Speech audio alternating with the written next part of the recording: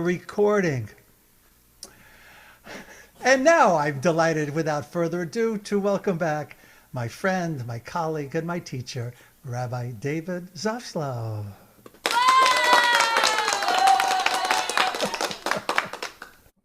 Boy, Mosh has some great special effects. You have a great rabbi and great sound. This is wonderful.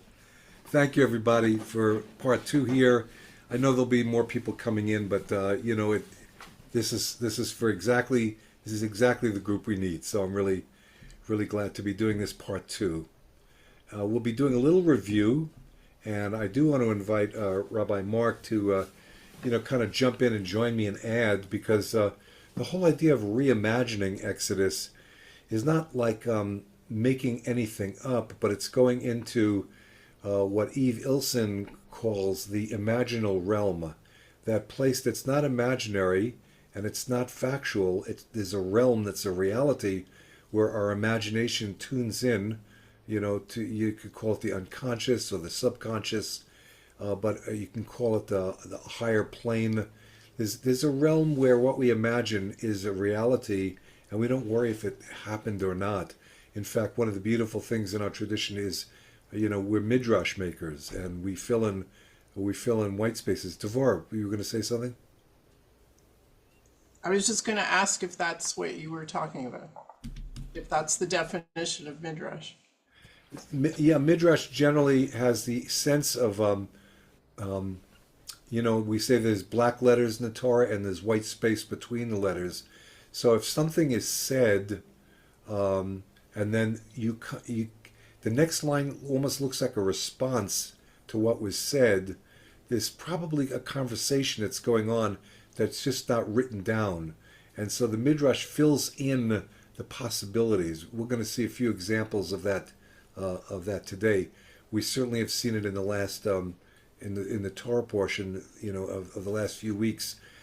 There was a lot of white space. You say, well, what really happened there? What could have happened? And if you come up with a response that's a useful response, we call that midrash, right?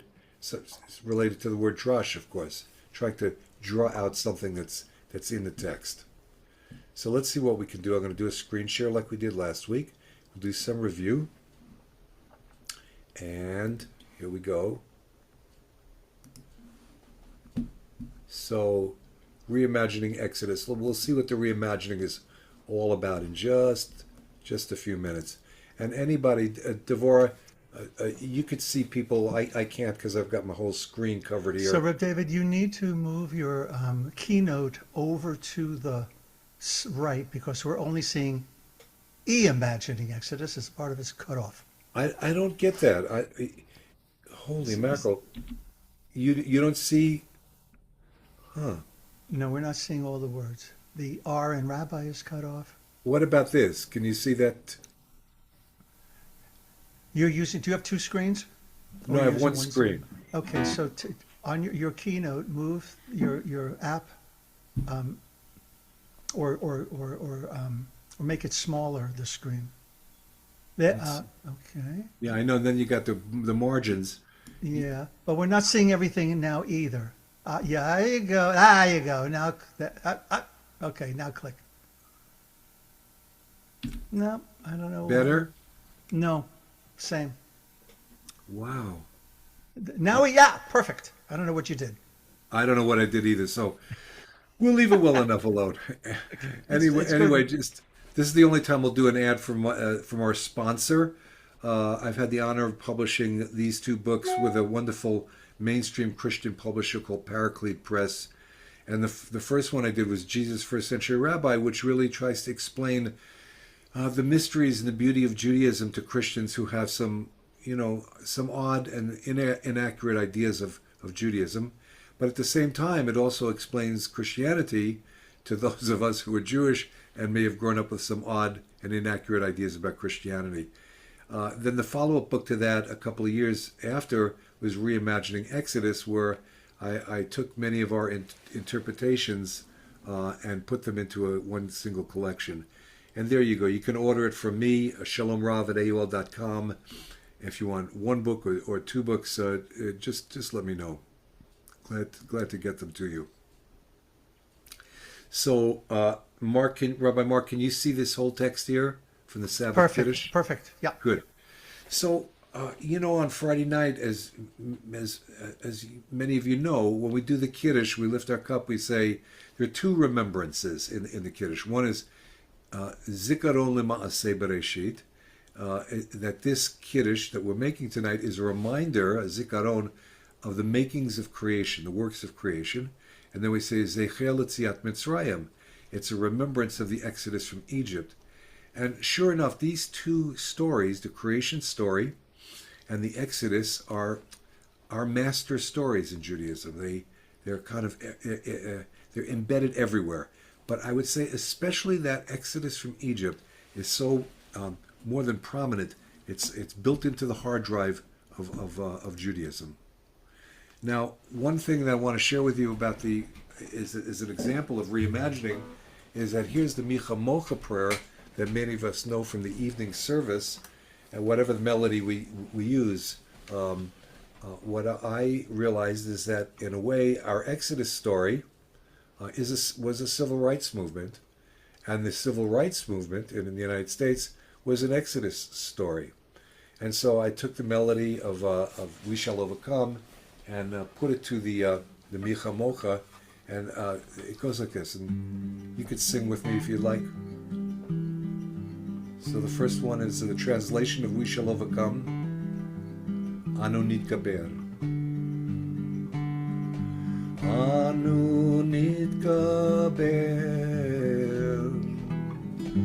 Anu nitgaber. Anu nitgaber. Yom echad. Amok belibi. Ani mamin. Anu nitgaber. Yom echad. Micha mocha elam Adonai. Mika mocha nedim hakodesh. Nora tehilot oseh feleh. Adonai yimloch le'olam va'ed.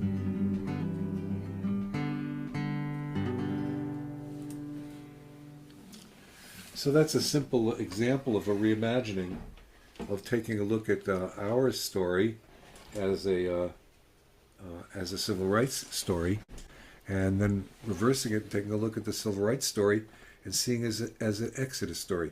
And certainly, as we learned last week, Martin Luther King and the entire civil rights movement in the 50s really did see it that way. They saw themselves dealing with Pharaoh and dealing with an Egypt that was oppressing them.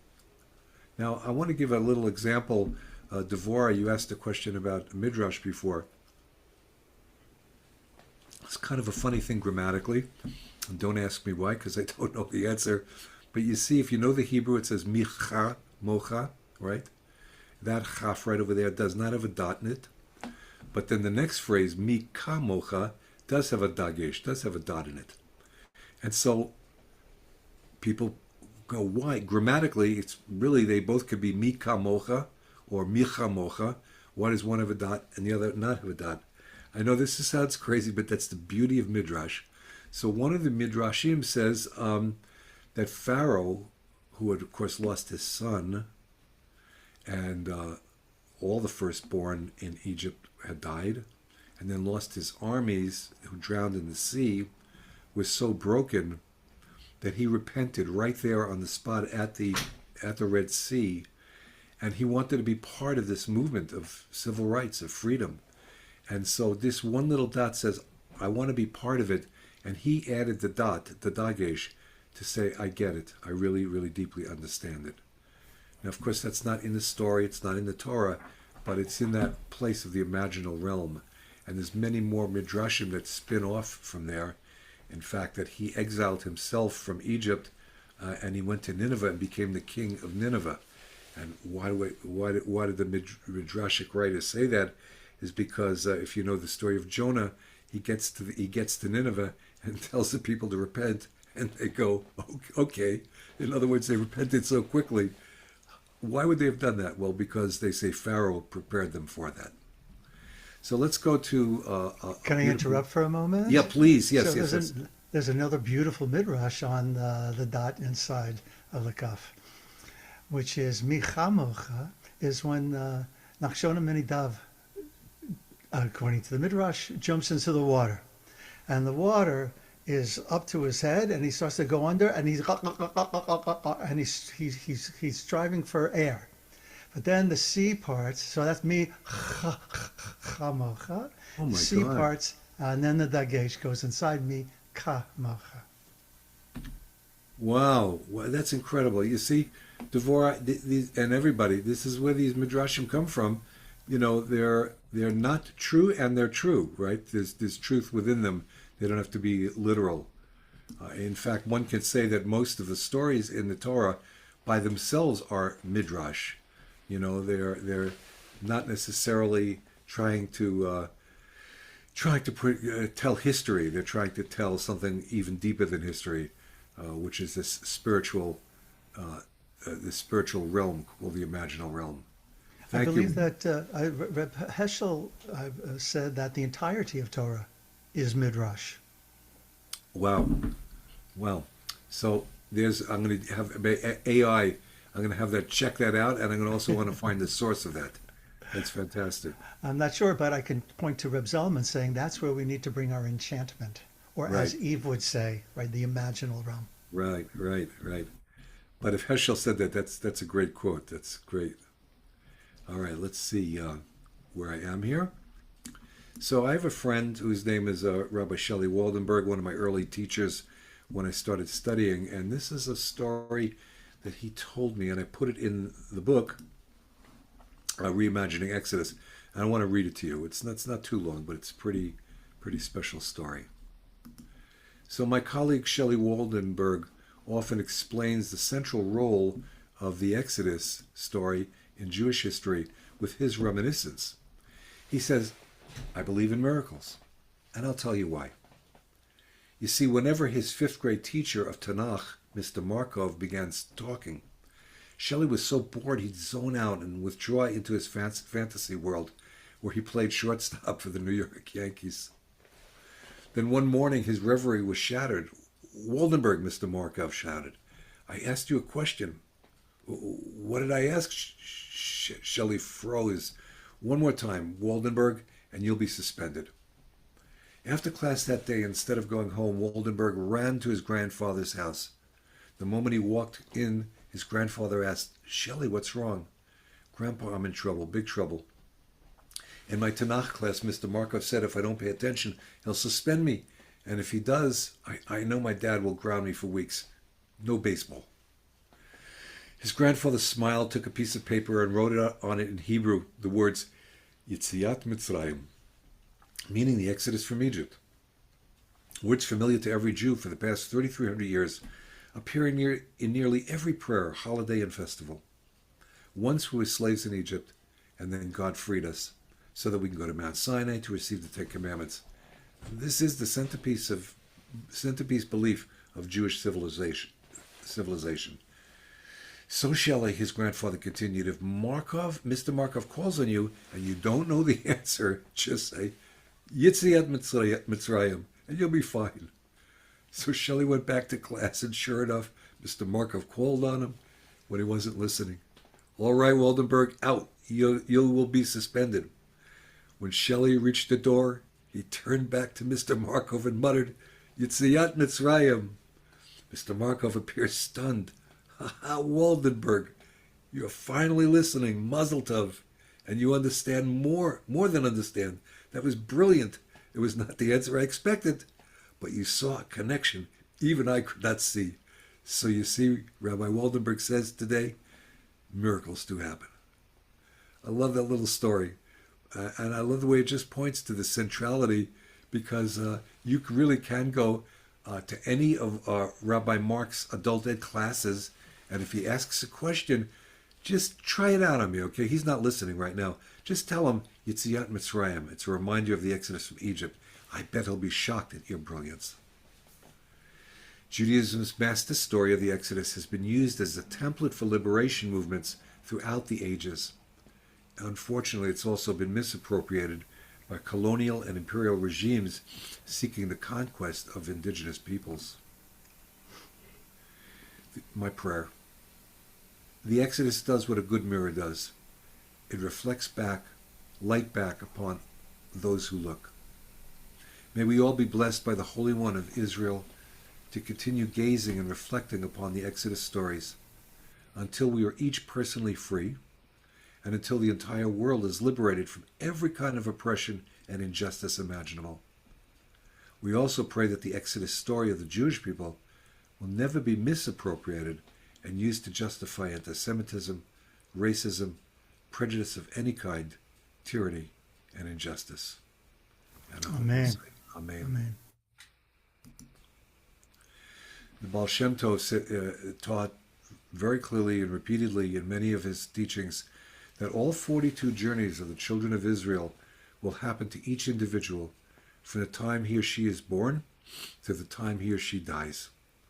Whatever happened to the people as a whole will happen to each individual. Just think about that. We'll learn about it in a little while, but in the book of Bamidbar, they talk about, there's a list of the 42 places that our ancestors stayed over the 40-year period of time. And these places, different things happened, whether it was the making of the golden calf, or whether it was the story of the spies and a fear to go forward. Whatever was happening to the people as a whole will happen to each of us in our lifetimes. Now, the Menachem Mendel Schneerson, the recent or previous Chabad Rebbe, taught that the journeys of the Jewish people through the wilderness as they travel from Mitzrayim to Canaan serve as an analogy, listen to this, for the journey of the soul from the spiritual realm to our material world. So it's not just that it all happens in our lives, it happened before we were born, that our journey from Egypt, Mitzrayim, to the Promised Land, to Canaan, is analogous to the journey of our souls into the material world. That's kind of a wow. And I won't go through all of this, but that Geula prayer that we say in the Micha Mocha is very powerful, but it's all about, it was in the third paragraph, it was God who redeemed us from the Egyptian bondage and delivered us from the despotism of the pharaohs.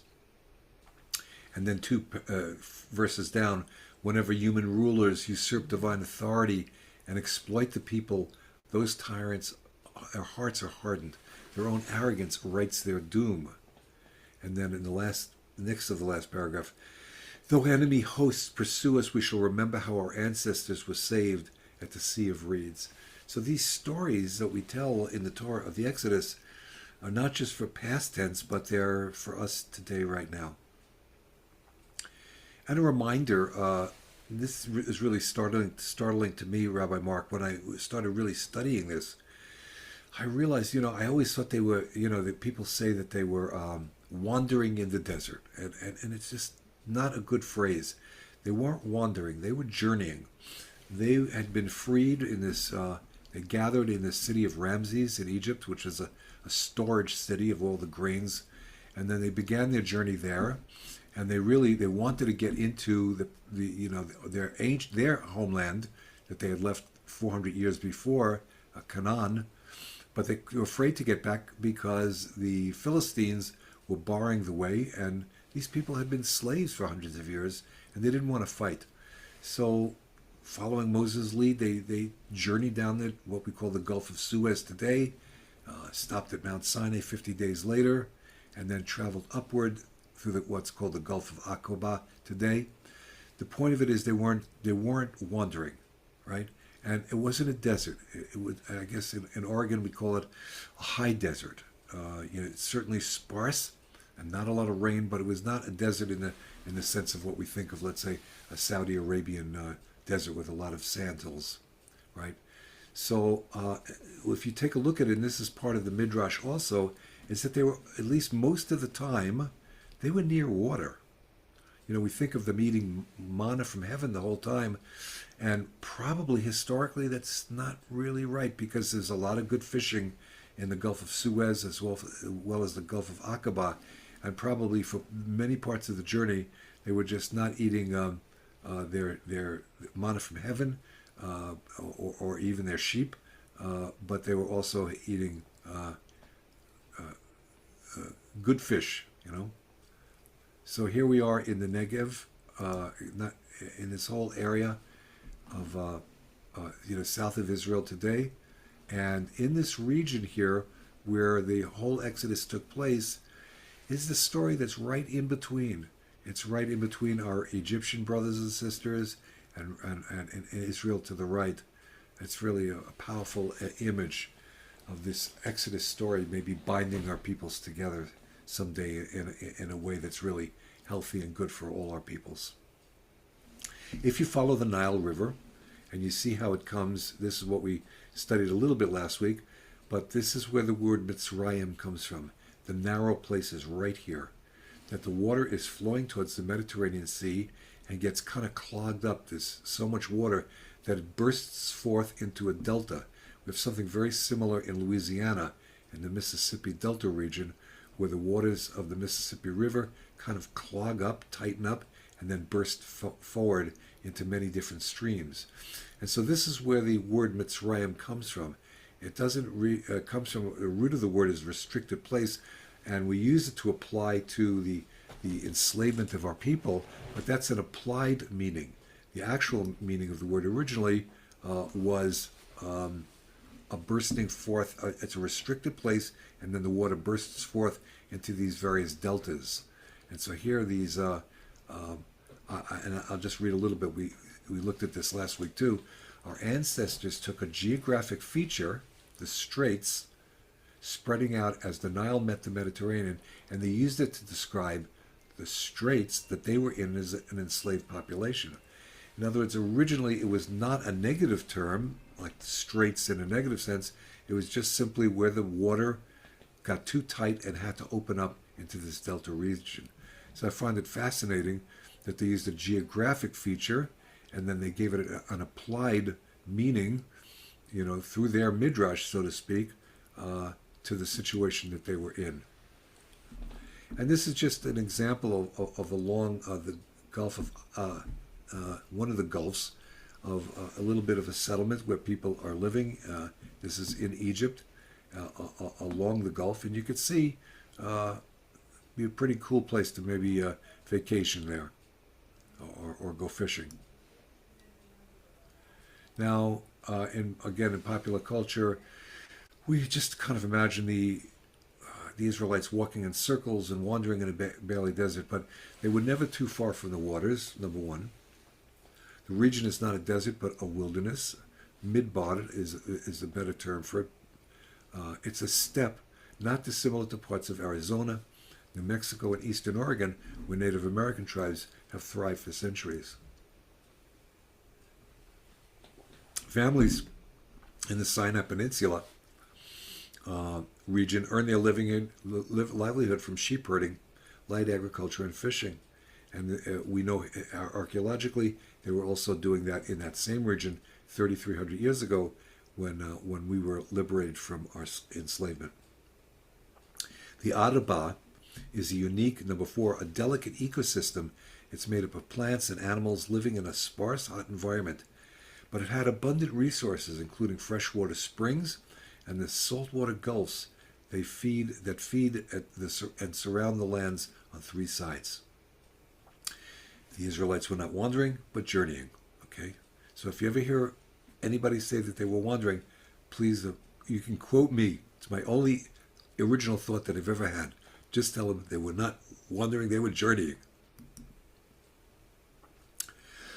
Rabbi E.L. Dressler, this is a beautiful image. Everyone is born into the midst of things and dies in the midst of things. Everywhere, imperfection, incompleteness, endeavors broken off, ambition foiled. But in the light of Torah, this is not a detriment at all. That there is no prospect of finishing does not exempt us from making a start. each stroke of the Spirit against the forces of a hostile world, each motion of the heart towards God is valued and cherished for its own sake. The reason I think I love this so much, not just because of my age and where I am in my own life, but for all of us and all the people I've worked with over the years as a rabbi, is that we all came in the midst of something and we're all going to leave in the midst of something. There is no perfection and there is no completion. And we certainly know that Moses didn't complete his journey. He didn't cross the Jordan coming into the promised land. It was a new generation that came in. And this is true of so many of things that happen in our lives. And of course, in the interfaith sense, we were talking about it, that Jesus as well, I'm going to just read the last paragraph here. On the surface, Jesus and Moses both failed in their missions. Moses is told he cannot enter the promised land, and Jesus is crucified. Yet it is the stories of their failures and the redemption of those failures upon which two great faith traditions are built. Making their stories real in our lives is the fulfillment of their lives. Making their stories real in our lives is the fulfillment of their lives. So we do something profound as we fulfill Moses' life as Jews, and Christians do the same. They fulfill Jesus' life in their faith tradition. And again, please, I just want to remind you, don't be shy about raising your hand. Devorah will call on you and you can ask any question or make a comment. So we were learning last week, though, the Hebrew tells us a lot gets lost in translation, right? Whatever it is, we have the word wilderness, but midbar is just this incredible word, root in Hebrew, that has to do with speech. Reb Zalman used to call midbar the place where speech began, because the word davar, midbar, it comes from the same root. When we're reimagining, we look for overlooked facts, such as that dot that's in the middle of Mika Mocha and the Midrash that Rabbi Mark told us, that I'll never forget that. That's incredible. But also, like we were speaking about last week, that Moses and Ramses, they were really raised as stepbrothers. Batya is Pharaoh's daughter, and she rescues Moses in the basket. And the Pharaoh, the young boy, who will be the Pharaoh, he's really, so to speak, Moses' step uncle. But they're raised together as brothers, and we could see this, as I said last week. And I urge you all to watch the Disney animation. What's it called? Moses, Prince of Egypt. It's just really incredible. Grammatical interpretation is another way of reimagining. That in the Hebrew, biblical Hebrew, there's no past, present, and future tense like there is in modern Hebrew and in English. There is what's called the perfect and the imperfect tense. Action that's finished and action that's incomplete. And so when you're reading the creation story and you're reading the Exodus story, I don't know, I really kind of have the feeling of being ongoing, and so it's the translation would never be in the beginning God created, because first of all, there was no the beginning, there was no definite article, and nor was there the sense of created with an ed at the end, like it's over. A better translation might be when God began creating, when God began. So this grammar gives us a lot of juice in terms of the imaginal realm. And of course, what modern science adds to our understanding. And I was sharing this, Rabbi Mark, last week, but my own family doctor lived in Israel for many years and grew up in a modern Orthodox family, went to yeshiva through high school. And he had the sense, and he's really a nature guy, and he had the sense one time, he was on one of his outings, that every tree and every bush is a burning bush, and that's what photosynthesis is.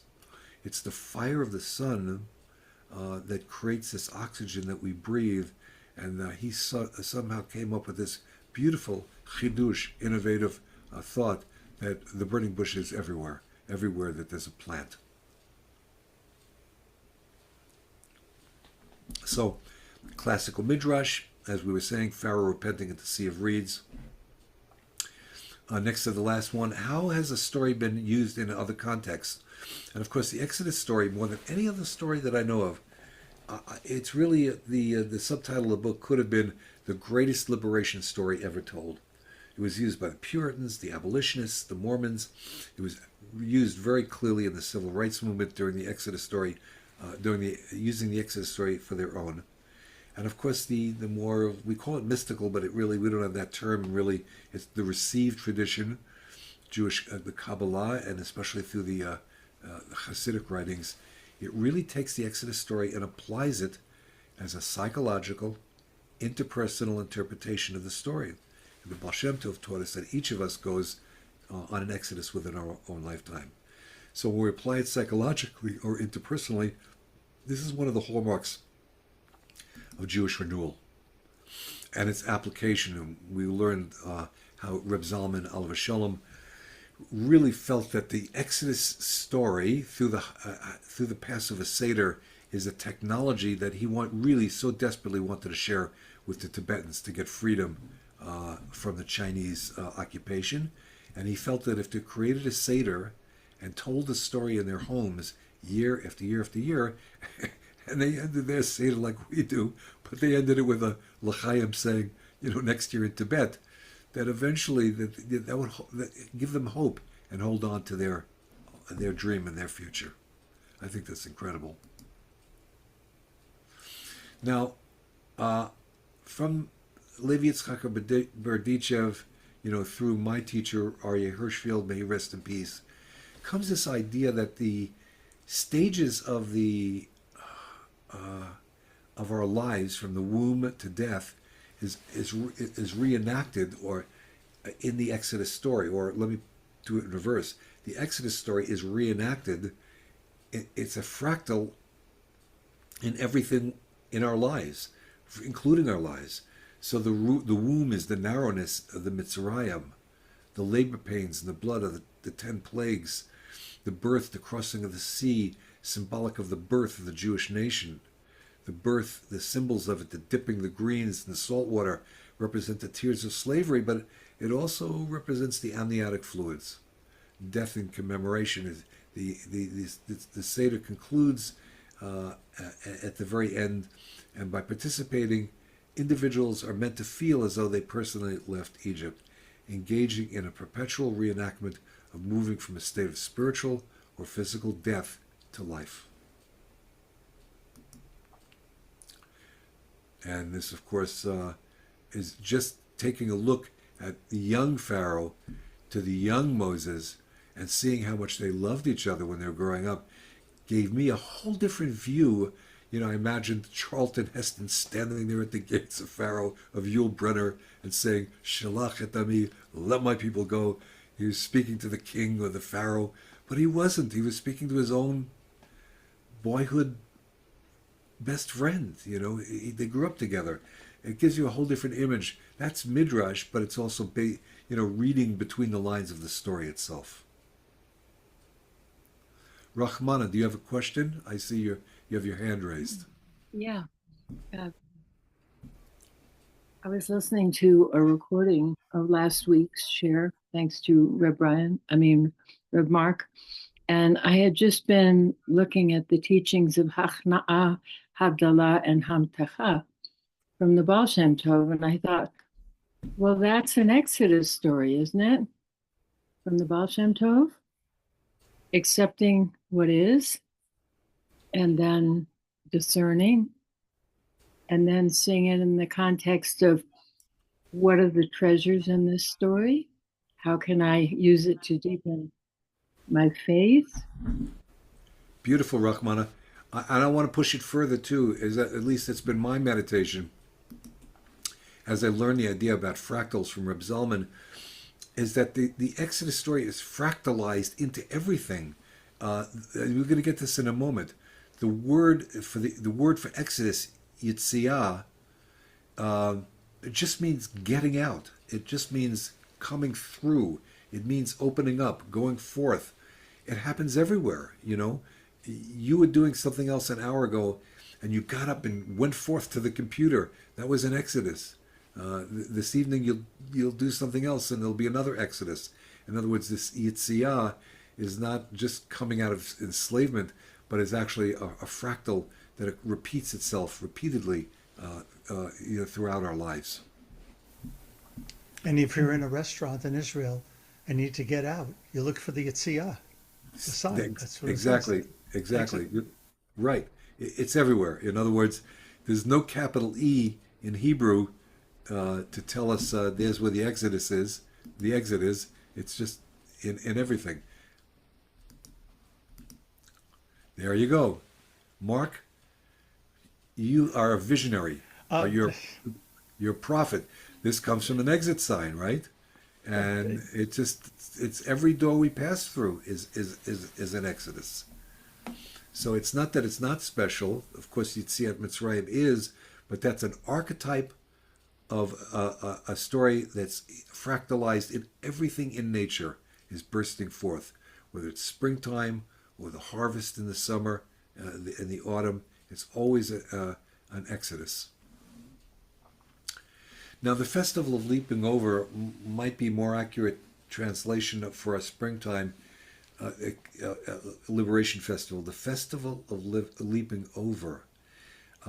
We'll see. I'll give you the etymology in just a little while. In the autumn, in the period of our Yom Kippur, we dwell on our sins. We chant Al Chet, I have sinned. We take inventory of all that's inside of ourselves.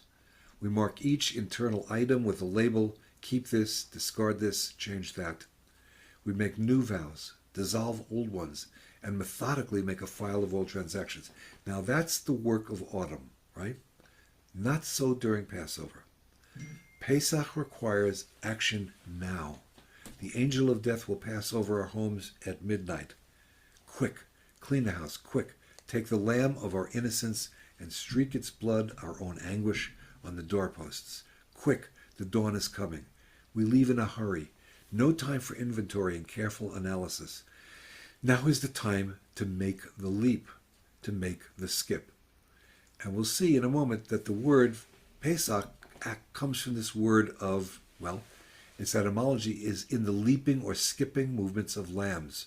If you've ever seen lambs gambling, Gamboling, not gambling, the translation of Passover is a simple definition, but the Festival of Leaping Over might be a more accurate translation, right? So we're doing very different work in the spring and in the autumn.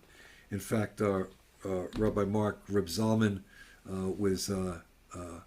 once was working with a group of Christians, and they asked him the question, are you saved by grace or are you saved by works? Because in evangelical Christianity, they believe you can't have a relationship with God if you're saved by works. You have to be saved by the grace of Jesus. And he said, well, the truth of it is, in the springtime, I'm saved by grace. But in the autumn, I'm saved by works. Because in the autumn, I've got to do that inner work. I just can't say it's just disappeared. I've got to look at what's working and what's not working in my life. So I love the way he resolved that. I don't think that was satisfactory to this evangelical Christian, but at least it may be to you, the idea that that on some deep level, that the idea of being saved by grace and works has merit, but it's part of the seasonal shifting.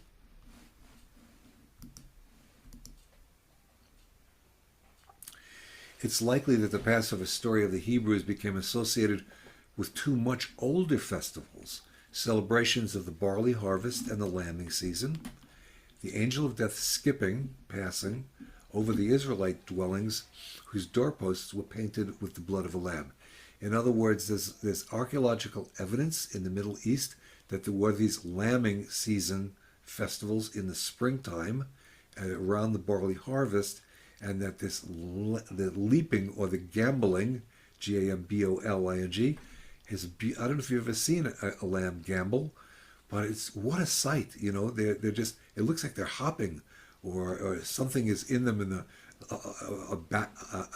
a neurological battery jumped, and they just kind of leap up and down.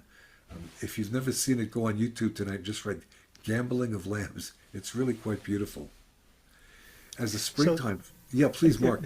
Yeah, it reminds me of the Psalm 134, B'tzeit Yisrael miMitzrayim, which is a whole beautiful reimagining of the Exodus, and it says it right there. Heharim rakadu chielim, the dances. What makes the mountains dance like rams? Gavaod kivnei tzon. What made the hills frolic like lambs? Fantastic.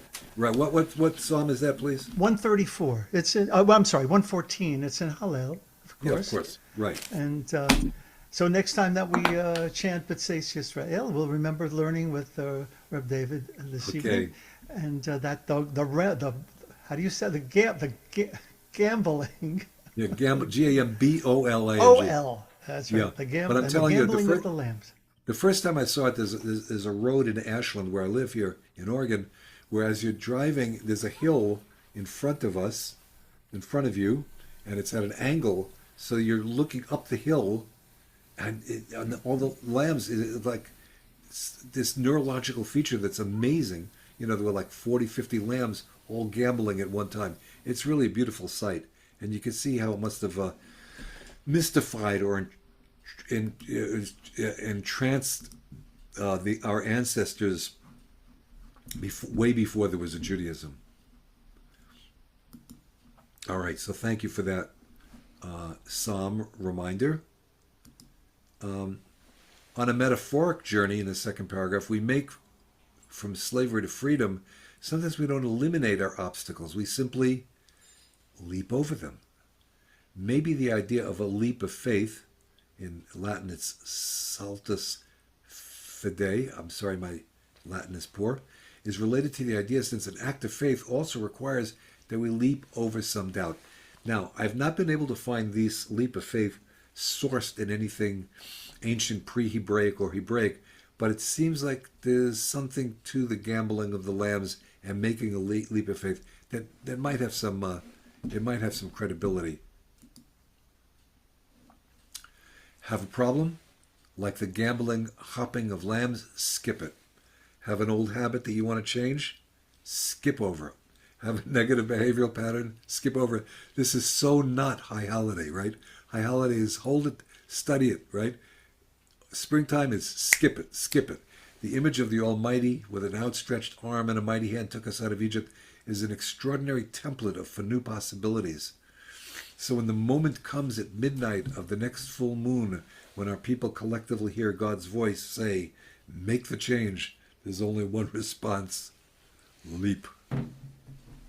I know this is coming at an odd time. Rabbi Mark, we scheduled this right between the Passover season and the high holiday season. So, but next Passover, just imagine it. Don't dwell on things too much. If it's springtime, make the leap. If it's autumn, contemplate and study. Now, we were also learning last week a little bit about this idea of anamnesis. Anamnesis is making the past alive in the present. And this is a poem that I wrote about light from a star, because we know that the starlight that we see is not what's happening now, it's what happened years ago. That a star that's 10 light years away actually left that star 10 years ago, but the light just arrived to our eyes. So this is just a little mid-slideshow poem. The light of you from a far star years away. I swear it's now, but no, it was a light from long ago. And now my light from this star here, our sun, will travel far to meet your eyes. To you it will be now in years to come, you'll swear, when I say that I recall, and you say now I see. This I've learned, my past is your tomorrow, as yours is my today. And now I see what was so long ago, and so I say, now I see.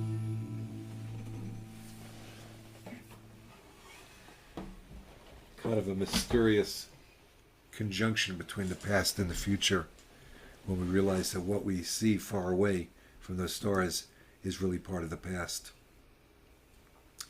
I wanted to share with you now, unless you have any questions, what from the book of Bamidbar, chapter 33 that we'll get to very soon in our liturgy.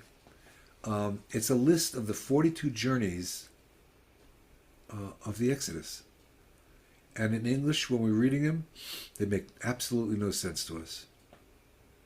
You have to go to the Hebrew, as I learned from how to do this from Reb Zalman, alav shalom, and my teacher David Wolfblank, may he rest in peace as well. What they did is they took translations of the etymological root of the place names and then did an interpretation. So, for example, Ramses is from the actual word in Egyptian, Ra-Meses. That Ra was the sun god, and Meses means born of. So Moses, his name is actually drawn from the water, or born of the water. Ramses' name, the city place, is born of the sun. So instead of saying just they set out from Ramses and camped at Sukkot, they set out from Sukkot and camped at Etam. They set out from Etam and camped at Pi Hahirot. They set out from Pi Hahirot and camped at Marah. They set from Marah and camped at Elim. All 42. You read this list or you hear it chanted in the Torah and you're going, what is this? But when you look at the metaphorical translations, it has a whole possibility in the imaginal realm of this is what was happening at each of the locations. So remember what I said before, it took 40 years and they were at 42 different locations. So the first thing we have to get rid of is the idea that they were journeying most of the time. They were actually camping most of the time. And that approximately once a year, they would pull up their tent pegs and they would go to the next camp a few miles down the road. It took 40 years and they lived in 42 different locations. So they were absolutely not wandering around. They were journeying towards something and they were camping most of the time. So here's just a few possibilities. I'm not going to do these all today. Really could spend hours on it, but that's why I compiled this list for my book, Reimagining Exodus. And if you don't want to buy the book or you want to email me, I'll be glad to send you a copy of this chart. So number 2, they set out from Thanksgiving harvest shelters, that's Sukkot, and they camped at Fortress by the Sea, that's Etam. They set out from Etam, Fortress by the Sea, and they camped at Pi Hahirot, the mouth of freedom. They set out from the mouth of freedom and camped at Bitter Waters. They set out from Bitter Waters and camped at Strong Trees and Rams.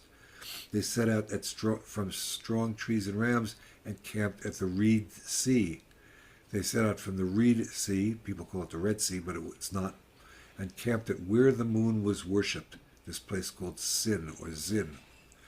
They set out from Zin, where the moon was worshipped, and they camped at Dofach, knocking pulse. So, etc., all 42. When you start studying these, it's really pretty beautiful. It's a beautiful, strange poem. All these different places where they were. Number 18, they set out from Risa and camped at Kahalerat. They set out from Dewdrop Ruins and camped at being in the Kehillah, being in the community. Yes, Rabbi Mark. I don't know Yeah. whether this is a chiddush or not. But for the first time ever, it struck me the 42 stops along the journey corresponding to the 42-letter name of God, of course, which corresponds to Anabakoach, 42 words. And So the if we- V'ahavta, 40 words. Right. And if we look at the Aboriginal ritual of walkabout, where the idea is that they are reattached, they're walking a specific route. Each part of the route has its own song that must be sung to attach itself to the piece that came before. So perhaps these 42 journeys is to do the greatest tikkun possible, which is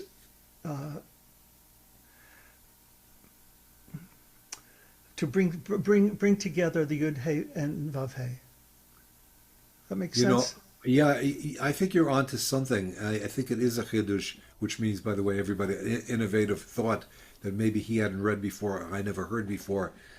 Certainly, there's been this association between the Ana B'choach and the 42 words in the V'ahavta, possibly 42 words in the Avot as well, the original Avot.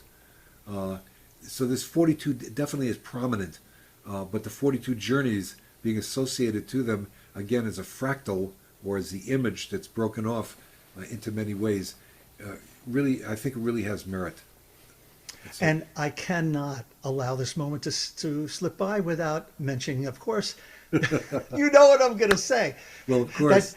That Jackie Robinson, Oliver Shalom, wore 42. And by the way, if I wasn't paying attention and someone called me out, my answer would be Wally Pip. That's great. For those of you who don't get it. That's great. And also, the nice thing, but in all seriousness, you know, many of us believe that Jackie Robinson's entry at the Major League Baseball was the actual beginning of the civil rights movement. It's not just a nice Jewish fan saying that, but, you know, many black leaders felt that really began it. And his number 42 is the only number, as we all know, that's been, what is it called, retired. Every team on April 15th, which is Jackie Robinson Day in baseball, every player wears the number 42. But don't get Mark and I started,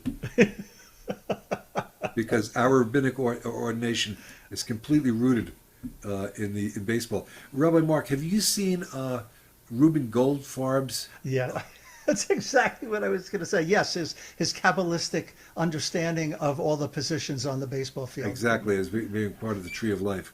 Yeah. Yeah, it's true. Now, I can't see my own self here. I don't know why, but you can see my background, right? Yeah. Yeah, so it's all my baseball stuff. Yeah, Rabbi David is in his shrine. I'm in one of my shrines. My wife keeps it limited to certain rooms, so okay. Okay, All right. Susan Kaya has a question there, Rabbi David. Yeah, please. As the Israelites were journeying from place to place that had such meaning, wasn't the cloud in front of them, in my mind, representing the divine of what they were supposed to experience and learn in the next phase? Yeah, absolutely. A pillar of fire and a cloud of It glory. was the fire. Yeah, Yeah. both. It's what an image, right? That they in the daytime Right. they had automatic air conditioning through the cloud of glory. They just stayed under the cloud with Shekhinah. Who can live in the wilderness that's so hot? You need that cloud. And then at nighttime, it was all, you know, they had all the light that they wanted, you know, through the pillar of fire. So yeah, that's a whole different aspect of the journeying as well. Is that they'll always, you know, will be taken care of. We've got manna, which when we chew it, it turns into any taste. Whatever our favorite food is, that's what the manna tastes like. The Midrash says. And I know when I was a strict macrobiotic and mostly all I ate was brown rice, they said if you chew it 40 times, I kid you not, 40 times, it should be 42, but I'll correct them.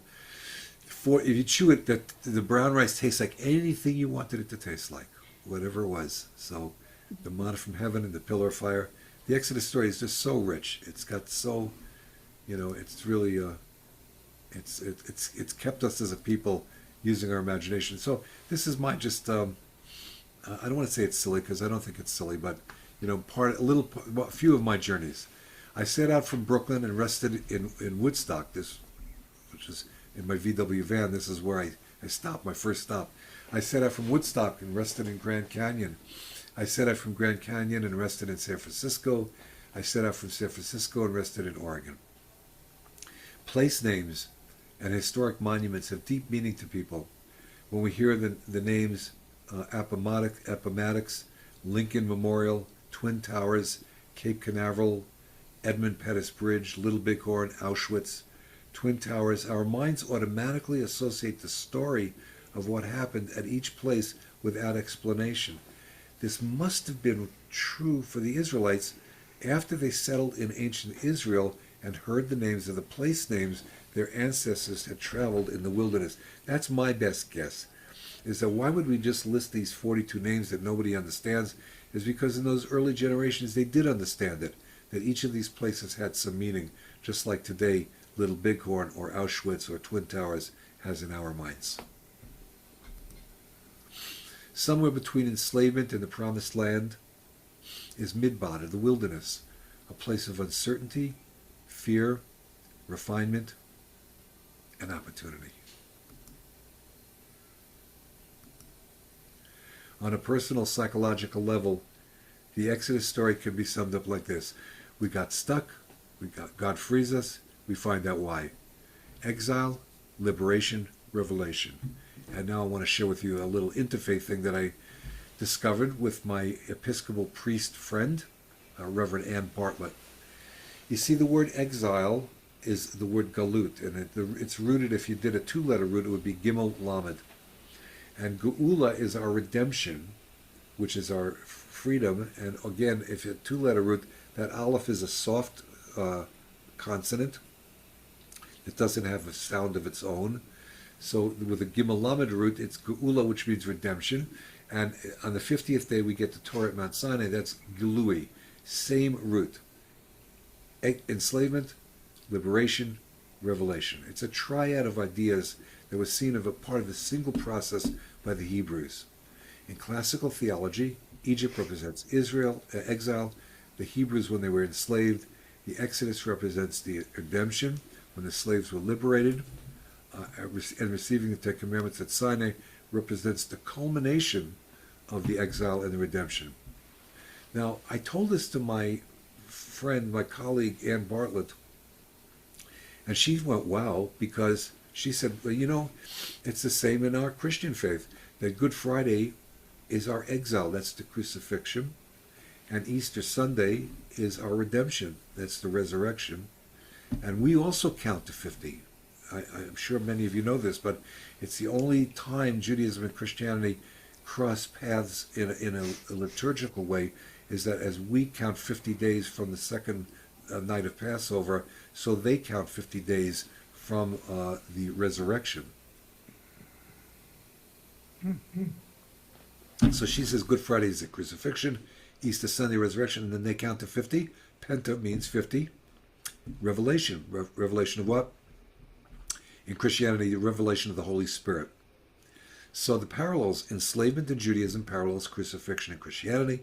Liberation parallels resurrection. Revelation of Torah represents the descent of the Holy Spirit in Christianity. It's good to always look for commonalities in our faith traditions rather than always looking for what differentiates us.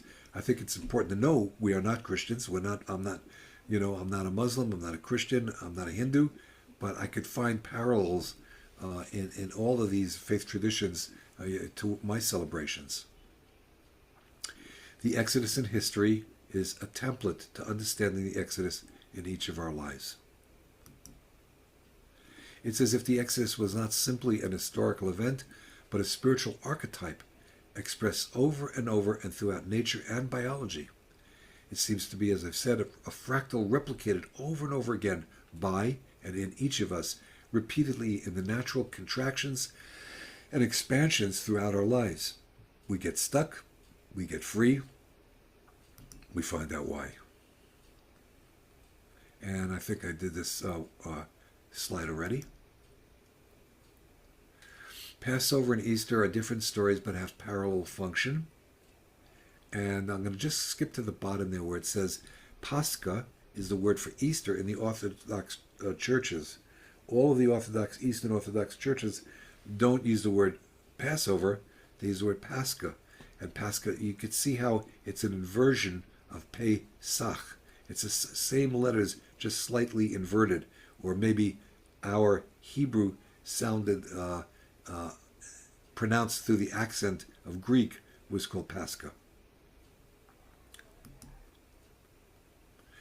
The American revolutionaries used the story in their quest for independence from the Pharaoh of England, as did the Mormons in their search for the Promised Land in Utah. If American Puritans had crossed the ocean or fought the War of Independence to find a new Canaan, Africans had been forcibly ripped from their promised land and transported to a new Egypt. You know, when I used to use the term, the slaves, I called them African Americans. They were not Americans. They were African slaves taken from their promised land, and this was Egypt to them. It's hard for us to fathom that we were the pharaohs and we were the makers of Egypt to these enslaved peoples. And we learned last week, too, a little bit that the 19th century, some of the Bibles, Rabbi Mark, they even removed this Exodus story because what is the Exodus story in the Torah but a manual for liberation of slaves, right? So the black, the African slaves were using that story as a form of hope that they would also be liberated. And so that some 19th century slave Bibles were called slave Bibles. They removed, I'm laughing, but it's not funny, right? They removed the Exodus story to repress hope of a liberation. Now, the shadow side of misusing the Exodus story is it's just as much the black story of enslavement, but in the 16th century, Puritans used the Exodus stories of the settlement of Canaan against Native Americans. Because the biblical focus was on quote-unquote conquering the promised land, some New Englanders were able to turn the biblical stories against the native inhabitants. They felt they were there to conquer the indigenous peoples. Robert Allen Warrior, an Osage Indian, contains that the Exodus story provided Puritans and other European settlers in North America with a biblical text whose particular ideological reading, and remember that's a Christian reading and interpretation, justified the destruction of indigenous peoples. Ideological... Rev David? Yes. It's Miriam. Just to say that, I grew up in South Africa, and the Afrikaners who settled South Africa, they also used that story in the same way to oppress the black people. Yeah, thank you, Miriam. It's very important to know this.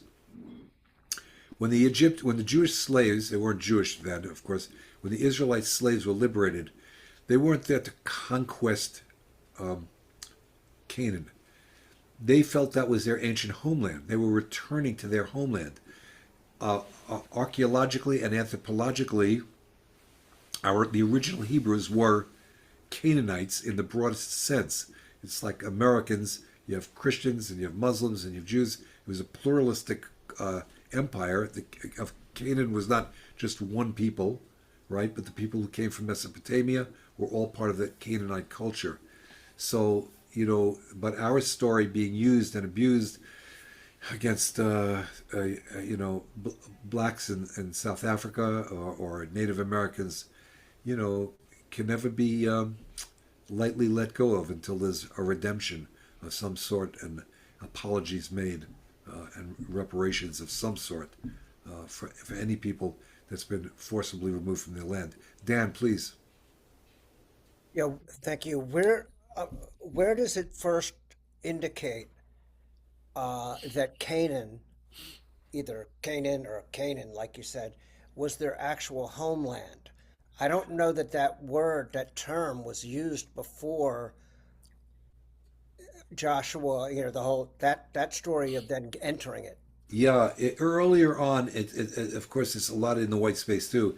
If you know the journeys of Abraham, right, all the way to Joseph, where was Joseph living, right? Joseph was living in that part of Canaan that we call Israel today. So the story of Abraham and Sarah on their journey was a journey from Mesopotamia. Believe me, it's only 150 to 200 miles. So, we think of them going from Mesopotamia to Canaan like us going to Portugal. It was not that far. They journeyed to where the land that God would show them. And they went to Egypt one time. They came back. They got enslaved the second time. But the point of it being is that Joseph and his clan and the families of the ancient Israelites were living in that land. And that's where their stories were, taking Joseph's bones and bringing it back to their homeland.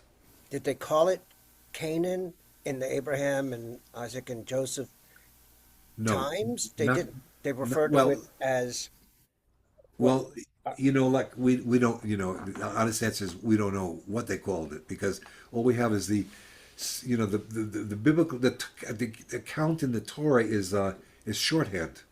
It's very abbreviated. Everything's abbreviated, right? And so we don't know what, we have to fill in the three-dimensionally, right? We would have to have you, me, and Rabbi Mark and Devorah and Miriam coming together and pretending like we're the ancient Israelites. And, well, where are we going to? Well, I think we're going back to ancient Canaan. What is Canaan? That's where we used to live. That's where Joseph, lived. So I don't know. It's not in the text that I know of, but it certainly is a possibility in the imaginal realm. Reb David, if I may interrupt, just to keep Yeah. us mindful of the time. Yes. Yeah, we should be done in about an hour and a half. 2 hours we'll be done. Okay, I think everybody. I think what I want to do is find in my. I want to finish on a poem, if that's okay with you. Here's a poem that I use in my interfaith work. My specialty in my interfaith work has been the honor of working with Christians, and so is Reb Zalman. So I really had a great Rebbe to bounce things off of. But I want to read this to you, and I think it would be a good way to finish. Let me start it. Can you see it on the right side and the left side? Rabbi Mark? Yes, well enough. Well, is it small? That's even better. All right, good. This is called Pentecost. Passover and Easter, two moonlinked sisters who long ago stopped speaking, yet each linked to the fullness of our hearts and the fullness of God's grace. The moon of Sister Miriam desires freedom and the rescue of her people from the cruelty of Pharaoh by the outstretched mighty hand of the Lord. A hand of salvation reaching down from heaven and passing through my nation and down to yours, and then to each and every one of us. So may it be. The moon of Mother Mary desires to give her light so that each man and woman may know the power of the resurrection and the soil of death that holds the seeds of rebirth within. A resurrection reaching upward, passing through all nations and up to God Almighty. Two celebrations, two women, Miriam and Mary, who don't even know they have the same name, one in Hebrew and one in Greek, yet linked to a single full moon. And then we each begin to count. We count to 50 beyond the 40 days of Moses on Mount Sinai and Jesus in the wilderness. We go beyond one cycle further to 50. Shavuot, the Pentecost. Ours to the revelation of Torah at Sinai. Yours to the revelation of the Holy Spirit. Freedom and resurrection. Revelation and revelation. 12 tribes, 12 disciples. One moon, two traditions, two covenants, one God. Shavuot and Pentecost. Two cousins who have just begun to speak. And King David sings to us from his tune today. Teach us to count our days, that we may open our hearts to your wisdom. Some of us, thank God, are listening.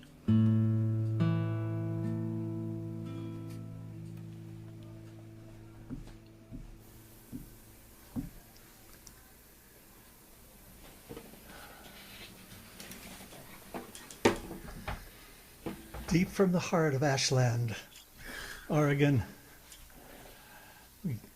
Let's Ashland. give it up. Our most thank you for Reb David. Thank you so much, Rabbi Mark, for inviting me to be here and to hook up with my soul sister, Susan Chaya. It's great to see you again. And this is part of it. Our past is still going on. We haven't spoken to each other in several years now, but yet Right. it was just like it's yesterday. So Right. And it started 35 years ago. So onward. onward, another 35, and then more. Indeed. Thank you, everybody. Honored So to be before here. we sign off, look Yeah. in the chat. This is from Wikipedia. Wow. When the renowned theologian and mystic of Abraham Joshua Heschel of blessed memory wrote, as a report about Revelation, the body itself is a midrash. He was Wow. stating that the Torah is not a dry, literal transcript of God's voice. Instead, he viewed it as humanity's active, interpretive response to experiencing the divine. Thank you. And is that in Wikipedia under who? Under Heschel or under Torah? All I did was to Google Reb Heschel Midrash Bible, and that's what came up. Oh boy, we're very blessed to be. We're all a little scared about what's going on in the world and ecologically with the AI and the electricity and water, but we're really blessed. And God willing, maybe AI can solve its own ecological problem of how much water is being used, or some innovative creator, some inventor in Israel will come up with something, to help save us. Amen. Be amen. Thank you, everyone, for joining us this evening. If you see anybody from Moshe who didn't come, tell them that they blew it, and that the video will be up on Friday morning in the newsletter. And part 1 is already up on the YouTube channel if you want to catch that, like Rahmana did to catch up on us. So, Reb David, you have the whole night ahead of you because you're 3 hours before us. Laila Tov, everyone. Thank you all for coming. Prayerful Gathering resumes tomorrow night at 7, at 6 o'clock, and then Shabbos morning we'll be here together again. What time do you start on Shabbos morning? We start at 10 o'clock, and we go to 12:15 Eastern. I'm going to try to join you one of these weeks if I can. That would be sweet. Many people from the West Coast do that. That's great. Now, I don't know if you know, Reb David, that Reb Tirza's minhag is to count to 3 and then end the Zoom gathering, as opposed to just pulling the plug. Yeah. Well, we do that here, but at the count of 3, we blow each other a kiss. Okay. Okay. And so, kisses to Devorah, as your Devorah as well, David. Yep. 1, 2, 3. Laila Tov. Mwah. Laila Tov, everybody.